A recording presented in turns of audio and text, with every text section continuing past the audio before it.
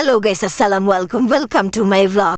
Channel নতুন হয়ে থাকলে লাইক, কমেন্ট, ফলো এবং শেয়ার করে পাশে থাকবেন।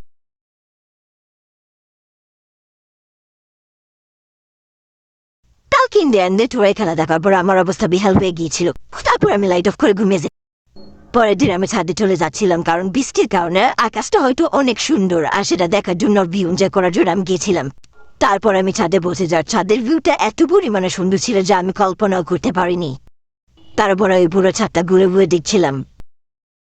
আর এগুলো সেই ফুলগুলো যেগুলো গতকাল আমার আন্টি সাথে থেকে নিয়ে এসে আমাদের ড্রেসিং টেবিলের উপরে রেখেছিল, যেগুলো আপনি আপনাদেরকে আগে ব্লগে দেখিয়েছিলাম। আর মাশাআল্লাহ এই ফুলগুলো অনেক পরিমাণে ফুটেছে এবার।